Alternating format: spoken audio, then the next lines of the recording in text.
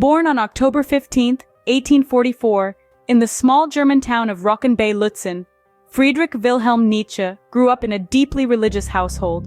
Orphaned by the age of 5, Nietzsche's early life was steeped in a world of strict faith, marked by the stern Lutheran beliefs of his mother and sister.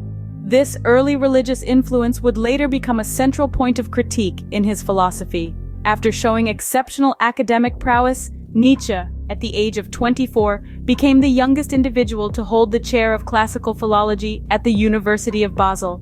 It was around this time he began to question the foundations of the society he was part of, leading him to construct his own philosophy. Nietzsche's first major work, The Birth of Tragedy, published in 1872, presented a radical view of Greek culture, suggesting that the balance between the rational, Apollonian, and the irrational, Dionysian, was crucial to the flourishing of art and culture. This exploration of dualities became a recurring theme throughout his work. Over the years, Nietzsche's thinking evolved into a critique of morality, specifically what he termed as slave morality. In his masterpiece, Thus Spoke Zarathustra, Nietzsche introduces the idea of the Übermensch, a higher state of being that humans should aspire to. The Übermensch, free from traditional moral constraints, can create his own values and live life to its fullest. Nietzsche's philosophy is marked by the concept of will to power. He believed that the fundamental drive in humans is not survival or reproduction, but power, the ability to impose one's will onto the world. This view was a direct challenge to the Darwinian theory of evolution, placing Nietzsche at odds with many contemporary thinkers.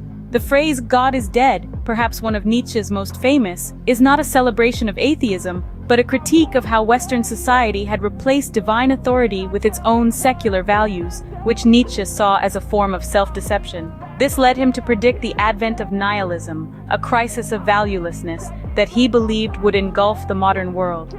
In the final decade of his life, Nietzsche's health deteriorated, leading him to live in near isolation. He continued to write, producing some of his most profound works during this time. However, in 1889 he suffered a mental breakdown from which he never recovered. Nietzsche spent his final years under the care of his sister, passing away in 1900. Though Nietzsche's philosophy was largely misunderstood and ignored during his lifetime, the 20th century saw a resurgence of interest in his work. His ideas have influenced a wide range of fields, from philosophy and psychology to literature and political theory. Nietzsche's life and philosophy present a compelling portrait of a thinker who dared to question the deepest assumptions of his time. His work challenges us to reconsider our beliefs and values and to confront the possibility that our most cherished truths might be self-imposed illusions.